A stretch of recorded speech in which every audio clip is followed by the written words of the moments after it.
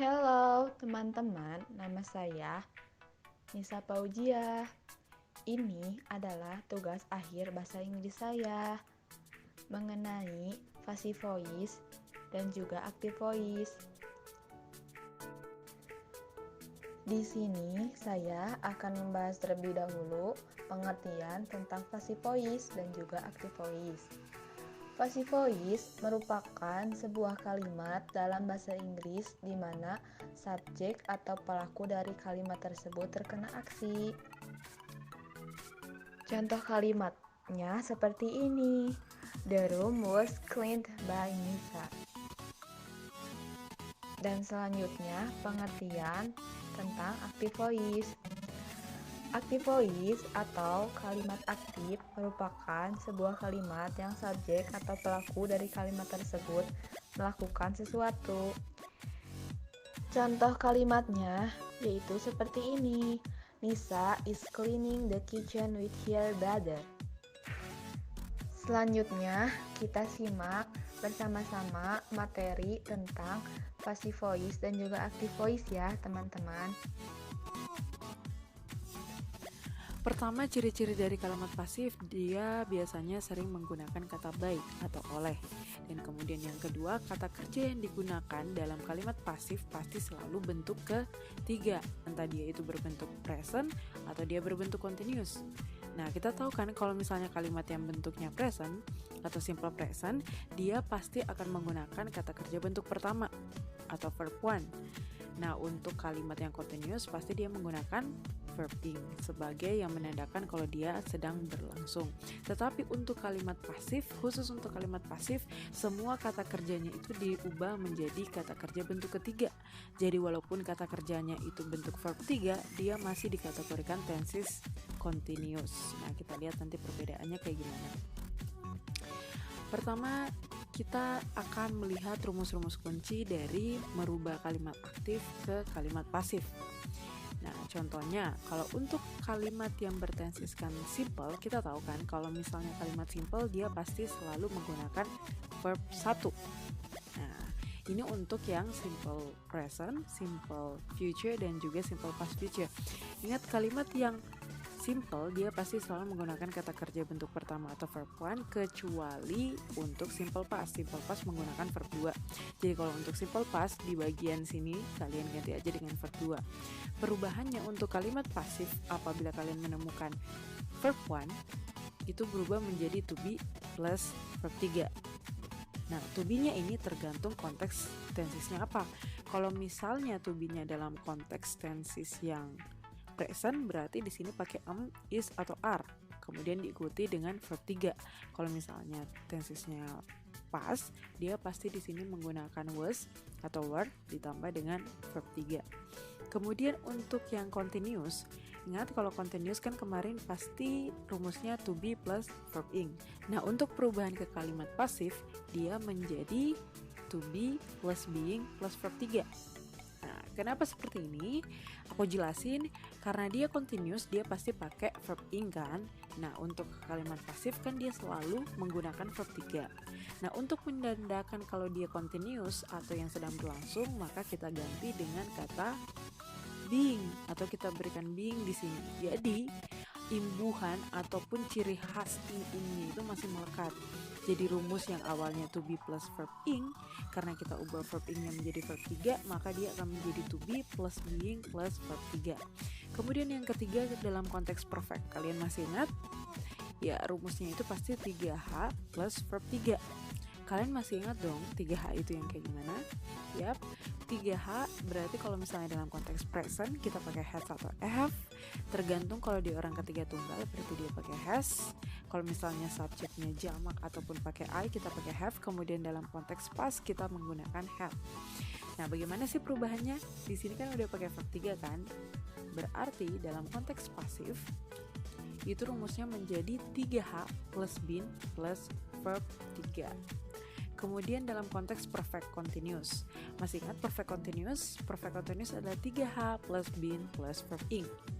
Sama aja sama yang continuous, karena di sini pakai verb ing, maka perubahan ke kalimat pasif menjadi 3H plus been plus being yang menandakan dia continuous plus verb 3. Karena kata kerja verb ing-nya di sini kita ubah menjadi verb 3. Sebenarnya rumus kuncinya itu cuma ada di 4 rumus kunci ini. Jadi untuk perubahan rumus selanjutnya dalam rumus tensisnya kalian bisa lebih gampang kalau mengetahui rumus kunci ini. Dan untuk penggunaan to be sendiri, kalian tahu kan kalau misalnya kalian ketemu dengan future tenses, ciri-cirinya pasti menggunakan will. Nah ingat, kalau dalam konteks future tenses yang sudah menggunakan will, kita kan udah nggak pakai to be. Nah kalau misalnya kita nggak pakai to be, yang digunakan itu adalah be. Sama halnya juga dengan past future. Past future kan menggunakan would. Jadi kalau misalnya kita sudah menggunakan would, berarti tidak ada yang namanya to be. Berarti yang kita gunakan hanya be. Berarti kalau misalnya di sini dalam konteks simple future yang rumusnya subject plus will plus verb 1, berarti di sini perubahannya subject plus will plus be plus verb 3. Nah, sekarang kita lihat perubahan rumus-rumus tensesnya ya. Sekarang kita akan mengubah rumus tenses dari kalimat yang aktif menjadi kalimat yang pasif. Kita mulai dari tenses yang present. Kalian masih ingat dong, S, C, P, PC. Ingat S itu simple, C itu continuous, P itu perfect, dan PC itu perfect continuous. Kita mulai dari yang simple present. Simple present kan rumusnya subject plus verb 1. Ingat kalau subject plus verb 1 berarti perubahannya menjadi kalimat pasif. Yap, kita tambah to be dan kata kerjanya berubah menjadi verb 3. Berarti rumusnya subject plus to be plus verb 3. Karena di konteksnya present, to be-nya pasti is atau are. Nah, sekarang untuk present continuous, kalian masih ingat dong rumus present continuous? Yap, subject plus to be plus verb ing. Nah, perubahannya ke kalimat pasif, verb ing-nya diubah menjadi verb 3. Dan untuk menandakan dia verb ing, kita tambah dengan being. Jadi rumusnya subject plus to be plus being plus verb 3. Seperti ini. Kemudian untuk yang present perfect, masih ingat rumusnya subject plus 3H plus verb 3. Nah, aku tunjukin sekali lagi, 3H itu adalah present, berarti dia pakai has atau have, dan past dia pakai have. Jadi perubahannya karena dia di sini sudah menggunakan verb 3, maka sisa kita tambahkan being. Jadi rumusnya subject plus 3H plus being plus verb 3. Kemudian untuk yang present perfect, masih ingat rumusnya subject plus 3H plus being plus verb ing. Karena dia di sini pakai verb ing, maka dia harus berubah menjadi verb 3, maka kita tambah dengan being. Berarti rumusnya menjadi subject plus 3H plus being plus being plus verb 3. Ingat, walaupun rumusnya berubah menjadi seperti ini, nama tensesnya itu masih tetap. Jadi walaupun dia rumusnya di sini subject plus to be plus verb 3, walaupun dia di sini menggunakan verb 3, ini masih tetap simple present. Dan begitu juga yang ini, yang kedua, walaupun di sini dia menggunakan verb 3, subject plus to be plus being plus verb 3, dia di sini tensesnya tetap present continuous. Kan yang kemarin kita tahu kalau misalnya di penjelasan tenses kemarin yang menggunakan verb 3 itu hanya untuk yang perfect kan, tapi khusus untuk yang passive voice yang perubahan tensesnya berubah menjadi seperti ini, walaupun semuanya menggunakan verb 3, tensesnya tetap beda-beda. Dia masih kembali ke tenses di mana dia menjadi kalimat aktif.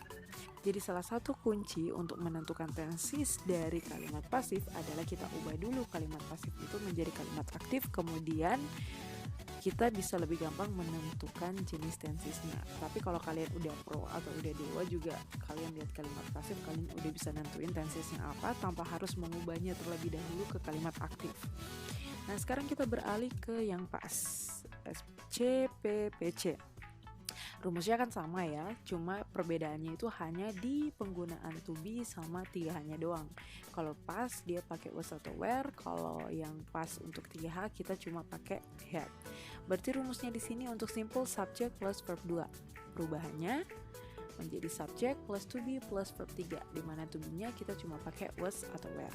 Kemudian yang continuous sama subject plus to be plus subject plus to be plus verb ing, di mana to be-nya kita pakai was atau were. Berarti perubahannya karena di sini verb ing-nya kita ubah menjadi verb 3, berarti subject plus to be plus being plus verb 3. Kemudian yang past perfect, subject plus 3H plus verb 3, 3H di sini berarti kita cuma menggunakan have. Perubahannya subject plus 3H plus been plus verb 3. Kemudian yang past continuous, subject continuous sama seperti di atas, subject plus 3H plus been plus verb ing. Dimana untuk 3H kita hanya menggunakan have. Perubahannya juga sama, subject plus 3H plus been plus being yang menandakan dia continuous, dimana verb ing-nya kita ubah menjadi verb 3. Selanjutnya, nah sekarang kita beralih ke tenses yang future dan past future. Perubahannya dalam rumus aktif ke pasif. Nah ini aku ingatin sekali lagi, 3H kalau untuk yang present dia pakai has atau have, kalau yang past dia pakai have. Tetapi khusus untuk future dan past future kita hanya menggunakan have.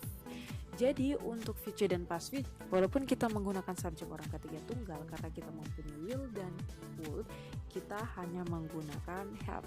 Jadi tidak ada penggunaan has untuk tenses future dan past future. Sekarang kita beralih ke rumusnya. Nah untuk simple future, ingat segala yang menggunakan simple pasti dia menggunakan verb one. Jadi rumusnya subject plus will plus verb one. Nah, masih ingat penjelasan yang sebelumnya? Karena untuk future dan past future dia sudah menggunakan will dan would, maka kita tidak menggunakan to be. Jadi to be di sini kita ganti dengan be. Jadi cuman kata be.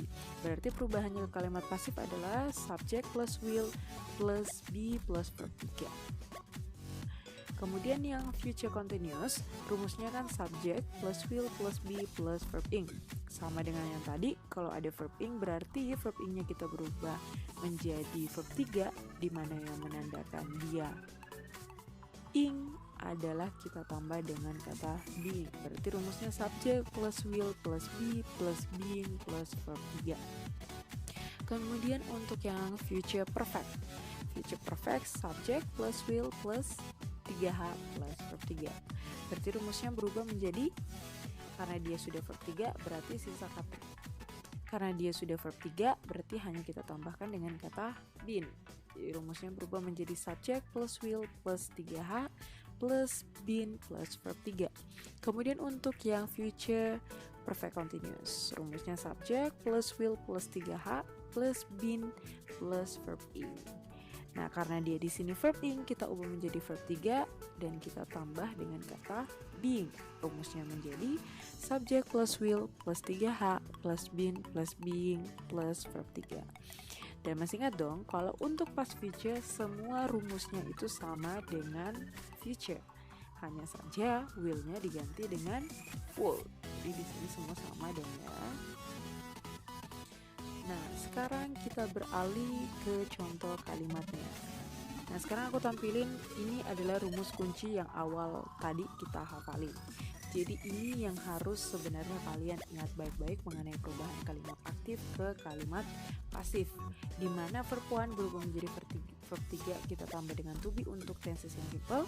Yang continuous kan to be plus verb ing berubah menjadi to be plus being plus verb 3 karena ing-nya hilang, dia berubah menjadi verb 3.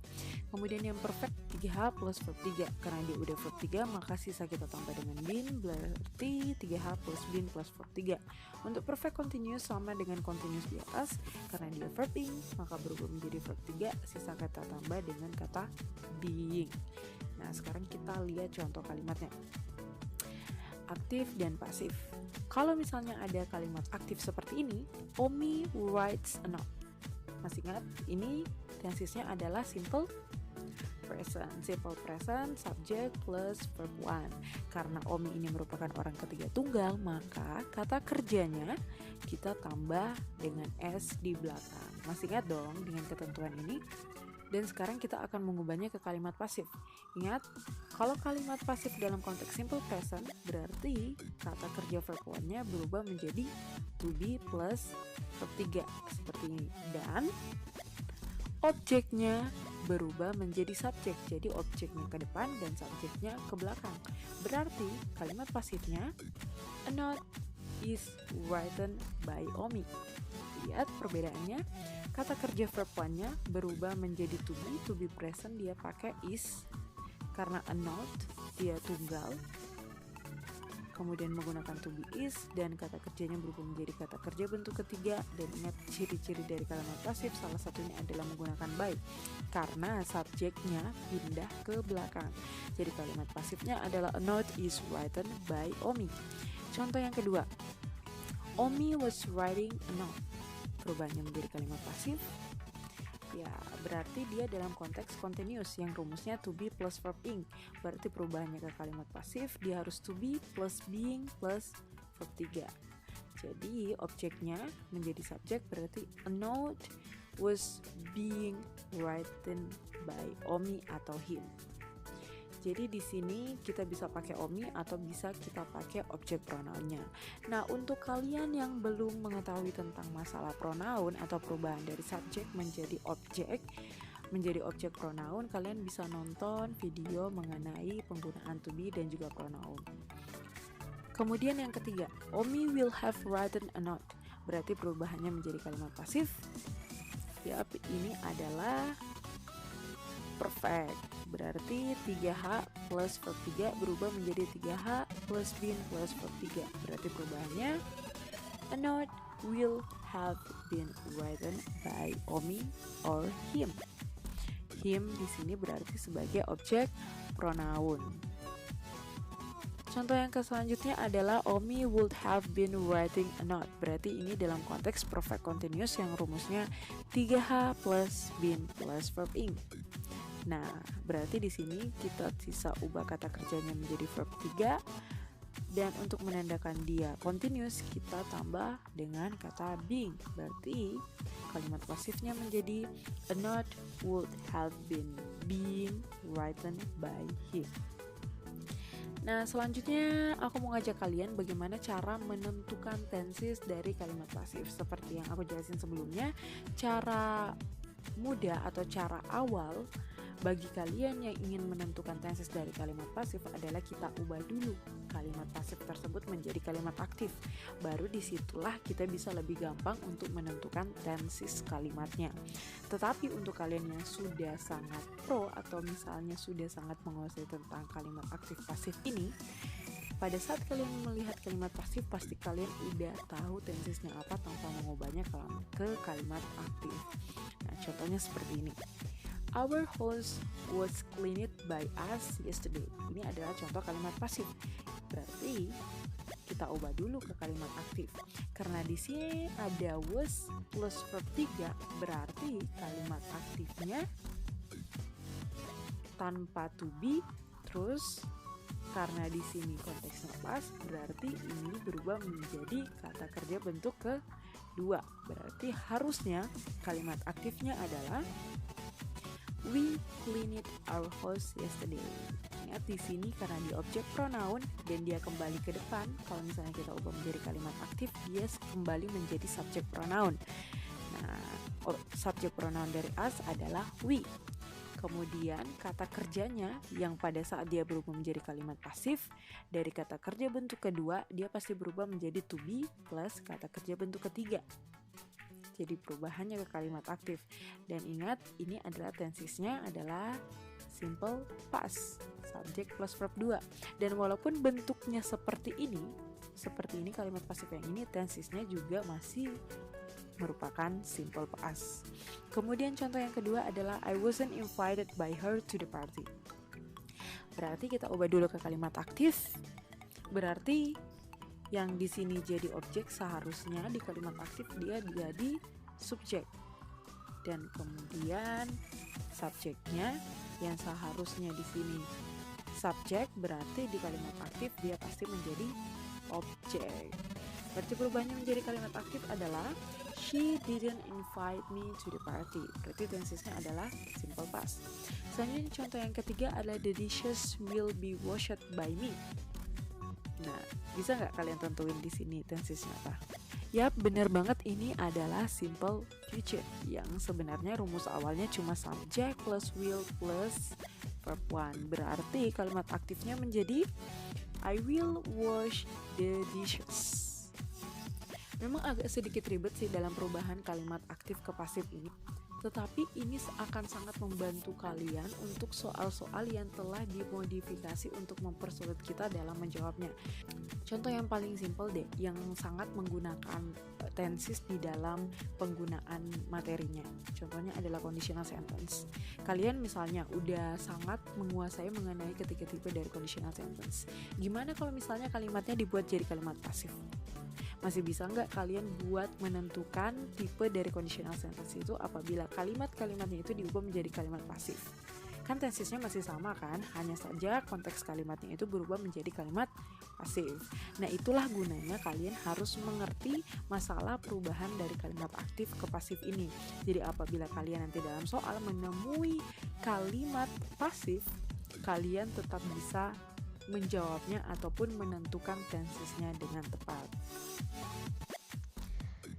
Sekian dari video pembelajaran materi active voice dan juga passive voice.